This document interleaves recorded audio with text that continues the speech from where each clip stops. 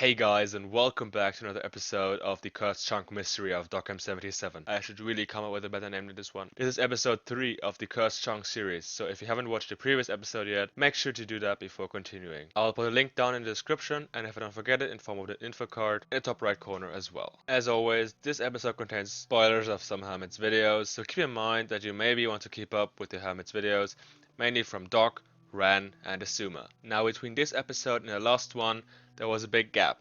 I didn't have time to record or edit the footage for this video, so if you watch this video, thanks for not running away. We've hit so many milestones, this is getting insane. We also had a nice chat down in the comment section with a lot, and I mean a lot of support, as well as a bunch of ideas, suggestions, additional information, and some theories as well. And people telling me that I sound a lot like Doc. Now I'm not complaining, but that's interesting because I'm German too, and I guess the lower voice is just another similarity. But I wasn't expecting that. I have also written the longest comment in my life, and another one. So if you have anything to add to this video, make sure to leave a comment. I've been trying to answer all of the comments, which is a lot of fun. So keep going. I also changed a bunch of stuff that you suggested in the comments. Also looking through the analytics of this channel, I was quite surprised that over 2% of the clicks come from Reddit. This doesn't seem like much, but that is over 120 clicks in total. So if you have seen a Reddit post with a link or iframe to one of my videos, feel free to leave a link to that post down in the comments, because I have joined many of the topic related subreddits but haven't seen a post with my video yet, and I'm curious. And I might have uploaded another video by accident, just don't question it. It seems very unlikely to happen, but I managed to do it. Anyway, with the fastest and also longest intro out of the way, sorry for that by the way, I'll try my best to keep it short in the next episode. Let's start as always by collecting all informations and everything I forgot or didn't know in the last episode, which I did a good job on, to be honest, considering that we have only 2 things to add. The first and probably most important thing is the time command of the Grumbot Terminal. When executing it, it gives back a number which is in milliseconds. So far so good, but then when calculating that into years, that is where the problem is. I failed, and it's kinda embarrassing, as I did this calculation about 5 times. As many of you pointed out in the comments, 1,625,430,414,797 milliseconds is about 51.5 and not 859 years. This leads us to the Unix epoch, and not to the year 1162, and the output of the command is nothing but a Unix timestamp. Unix time is the time that has elapsed since the Unix epoch, minus any leap seconds. The Unix epoch was on the 1st January 1970. Why in that date, and why does it even exist? This has a hell lot of mathematical and technical reasons. One of them being that it's a nice date, and when using it to set the time to any digital clock, it uses way less bits to use Unix timestamp than if you would send it in the human readable format. This means that the time can be sent much faster to any built-in clock of any of your devices, for example your phone, to remain accuracy. The clock itself will then convert Unix time into the human readable time format. Another thing is the title command of the Grumbot terminal. I didn't know what it did, but as someone explained in the comments, the command changes the title of the terminal window. Now let's crack on with the new content. The first thing Doc and Ran do is to meet up with Xisuma to explore what is hidden at the coordinates Hermitcraft gives you when entering the correct code. Oh, and by the way, you can now also get the code without having to combine the clues and whatnot by just opening the terminal window, and it will be in the window bar thing at the right. It turns out that the coordinates lead to another puzzle, as the 3 hermits discover an underground mineshaft cave structure with what seems to be a small base area. The constructor of this cavern is unknown, as no hermit shows themselves building it. And before asking, yes, I watched all 26 hermits, except for Tinfoil Chef. I'm sorry TFC. But let's face it, it was probably either Doc, Ren, or Xisuma. Anyway, in only 3 minutes, there are already so many new clues and letters spread over the 3 YouTube channels. But first, what happens? They discover the mine shaft, in which there is a lectern, a double chest, and some working stations. Analyzing the rest of the contraption, after the exploration, Doc finds out that the double chest turns out to be a trap chest that triggers a timer when opened. Reading the book, the 3 hermits seem to be very confused, as the first and only page shows what looks like server configuration syntax, as Xisuma says. Oh dear, the season of puns is already taking over my videos, but this was not supposed to be a pun, I swear, that was an accident. Keep in mind, the book only contains 1 page. If you're familiar with Hermitcraft.net, as everyone watching this video should be, if not make sure to watch the previous episodes, you will most certainly immediately think of this having something to do with the terminal. Which actually does, but we'll come back to that later. The last part of the syntax says 5 minutes remaining. This timer is triggered when open the trap chests. It's just that the timer is not set to 5 minutes, but to approximately 1. Grabbing the book, its name gets revealed. 01000101. This stands for the letter E in binary, and the author is again obfuscated. I don't remember if I already said that in a previous episode, but the paragraph symbol is banned from any text input field in a vanilla game, but can still be used when adding a client-side mod that unbans it. You can then easily write paragraph symbol and K, and any following letters and numbers will be displayed as obfuscated. This is because of the JSON formatting codes that are used for everything in the game except for special stuff like server MOTDs or in resource packs for the pack.mst meta file and some other small stuff. Taking into account that the first book like this that has been found by Doc, while the title stands for the letter H in binary, it is most certain that there will be new books with new letters encoded in binary as title that may end up in the correct order, but will probably not. The hermits then go on and into the following cave where they find some axolotls which turn out to be renamed with different letters. There are 8 in total. Shortly after their arrival we can hear a bunch of note blocks triggering, indicating some sort of alarm going on, and Doc is the first to notice the lava that is starting to flow down into the small pond. They immediately start saving the axolotls to prevent them from burning to death. The first thing that made me curious about this was that Doc as well started to save them, even though he had acted like axolotls were lizards in a previous episode when he compared them with ghosts and the golden pole.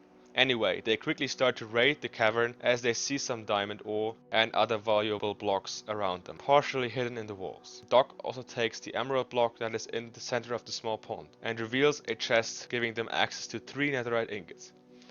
This whole part is really suspicious, but I feel like I have to make something clear. I love this ARG about Hermitcraft.net and I love Hermitcraft. If I say that something is suspicious or something makes you feel like I dislike the whole thing, then that is not true. And I wouldn't make videos about something that I dislike or I don't like watching, right? Just wanted to say that. You never know how people would interpret the thing and how I formulate it. Let's move on to the part that I find suspicious. First of all, the emerald block.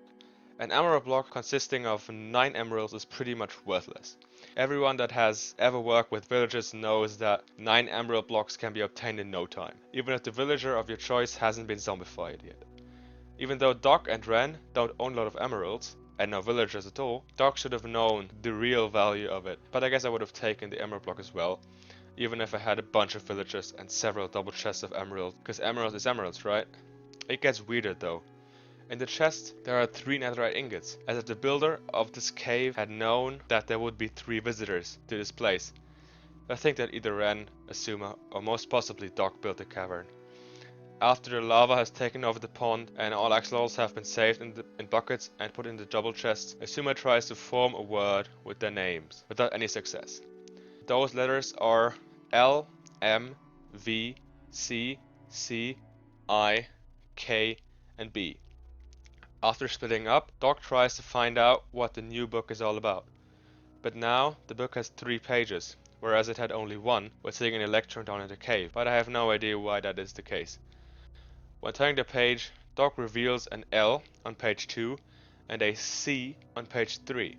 When presenting the progress he made on the sorting system down in the sewer, Ren reveals a U and a Y that have been built in 2 separate locations across the forest and are visible on the map. Those 4 letters then probably say Lucy. This sounds familiar to you? It should, as we discovered that the title of the Hermetics website changes into Lucy when entering the correct code. If it doesn't, you might want to watch the previous episodes of this series. I'm sorry, I can't stop advertising for the previous episodes. Before the whole cavern situation, Doc tries to rename the screaming goats that he had found earlier to Klaus, but when applying the name tag and using a bit of video editing magic, the goat gets renamed to Vigenère. I assume that this is pronounced the French way, but I'm not sure. In between those 2 scenes, Ren and Doc meet up at the campfire in front of their van, like usual, and discuss the current situation. At one point during the conversation, Ren asks Doc if he had done anything to their parrot. Ren had found him earlier in the season and transported him all the way from the nearest jungle to their base. Doc denies, but the whole thing gives enough time for the viewers to be able to notice the name of the parrot, Cypher. Cypher? I don't know. The so-called Vigenère Cypher encryption is an encryption making use of a table called the Vigenère table, containing of 26 rows and columns named from A to Z. Starting from the second row, each row has the letters A to Z shifted to the left by 1. I'll not go into too much detail, as this encryption also needs an anagram keyword so that you can decrypt it. But trust me, when decrypting L, M, V, C, C, I, K, B, the names of the axolotls from the cavern in the order which Xisuma showed, with the Vigenère encryption and the anagram key Lucy, you get the word asteroid. Use any decrypt website for this, or try it by hand if you have too much free time. Now to the Grumbot Terminal. Unfortunately, the Grumbot Terminal has no support for touch devices. I found that out when I tried to play the new game that has been added to the Hermitcraft website with my phone and very bad internet connection when I was on holiday, which is also why this video is delayed. Anyway, when logging into the terminal, as usual with the guest Goatman, it now says alert Hermitcraft defense array initiated. Execute HDA or click to access. When executing HDA, the terminal asks for a password. Now to get this password we have to use the Vigenère Cypher encryption. As we already know, we get asteroid as result. Typing this into the terminal, we have authenticated successfully and we get a link which says open Hermithous defense array. This link sends you to hermitcraft.net/asteroids, a new website. Clicking on start, you can play the asteroids game. For everyone who doesn't know it, in this game you are some sort of spaceship or rocket and need to destroy the asteroids without getting hit by them. For this you can use right and left arrow to navigate and space to shoot projectiles. On the left you can see a score which will be subtracted from the global score on the right. By the time of recording we have already hit 0. I wasn't able to find the original number, but apparently it was very high, and using some bots that were playing the game at the same time, it reached 0 real quick. Once that happened, a word appeared below the start and restart button. It says Thunderstruck. And what you can do with it will be explained in the next episode, as this one is already way too long. Wow, a nice cliffhanger this time. I apologize for this episode being that chaotic. In between episodes there were a lot of things that have been changed on this channel, mainly because it is growing, but also because I've been trying to improve my videos by talking faster and with even more energy in my voice. And I can proudly say that I have for the first time written a script for the episodes. I was also very surprised about how fast I was speaking in the intro. It's a bit too fast, I think, but it wasn't sped up at all. In between episodes I was on holidays, and it was nice. I was in Germany actually, but unfortunately I couldn't find Doc. Anyways, don't forget to subscribe and like the videos for future content on this channel, and until next time, see you.